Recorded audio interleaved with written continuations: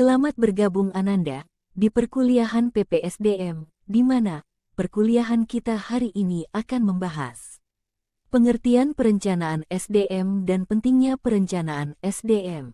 Apa itu perencanaan SDM? Menurut Andrew E. Sikula, perencanaan SDM adalah merupakan proses menentukan kebutuhan tenaga kerja dan berarti mempertemukan kebutuhan tersebut agar pelaksanaannya berinteraksi dengan rencana organisasi.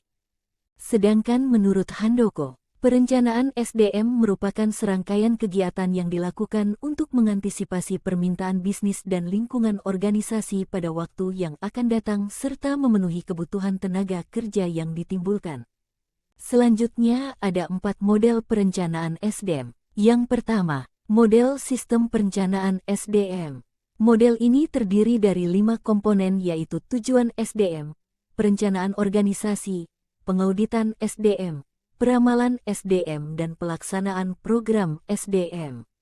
Yang kedua, model sosioekonomik Bethel. Model ini digunakan untuk mempelajari karakteristik kekuatan kerja. Sangat bermanfaat untuk ukuran pasar kerja, area geografis, dan sosioekonomi yang besar. Yang ketiga, model perencanaan SDM dari Vetter. Model ini digunakan untuk kebutuhan peramalan dan perencanaan SDM. Yang keempat, model sistem perencanaan SDM dari Wayne Cascio. Model ini menunjukkan adanya integrasi antara perencanaan strategis dan taktik bisnis dengan pasar kerja.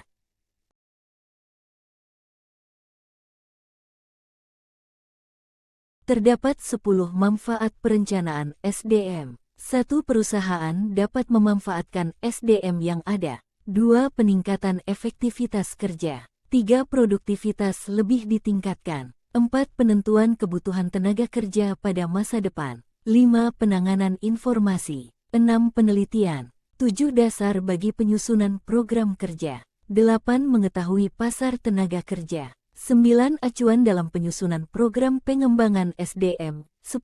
Kepentingan perencanaan SDM. Komponen-komponen perencanaan sumber daya manusia. Yang pertama, tujuan perencanaan SDM. Tujuan yang berdasarkan pada kepentingan individu, organisasi, dan kepentingan nasional.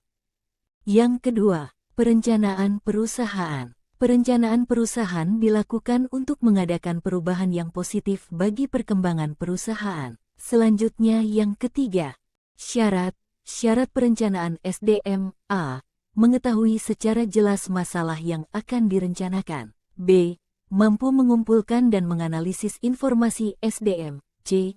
Mempunyai pengalaman tentang analisis pekerjaan, organisasi dan situasi persediaan SDM. D. Membaca situasi SDM masa kini dan masa datang. E. Memperkirakan peningkatan SDM dan teknologi masa depan. F. Mengetahui peraturan dan kebijakan perburuhan pemerintah. Strategi, proses, dan prosedur perencanaan SDM. 1. Strategi perencanaan. 2. Prosedur perencanaan. 3. Rencana SDM. 4. Peramalan kebutuhan SDM. Forecasting. Tantangan dan kendala dalam perencanaan sumber daya manusia. 1. Standar kemampuan SDM. 2. Manusia, SDM, makhluk hidup. 3. Situasi SDM. 4. Kebijaksanaan perburuhan pemerintah. Tujuan perencanaan sumber daya manusia untuk memastikan bahwa sumber daya yang dibutuhkan baik dalam arti kuantitas maupun kualitas telah tersedia pada saat yang diperlukan. Kepentingan perencanaan sumber daya manusia. 1. Kepentingan individu. 2. Kepentingan organisasi. 3. Kepentingan nasional. Tantangan dan kendala dalam perencanaan sumber daya manusia. 1. Standar kemampuan SDM. 2. Manusia, SDM, makhluk hidup. 3. Situasi SDM. 4. Kebijaksanaan perburuhan pemerintah.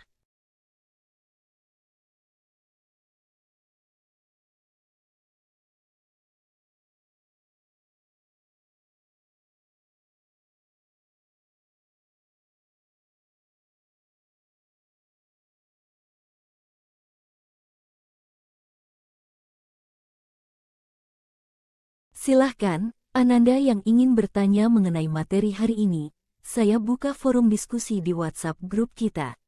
Terima kasih.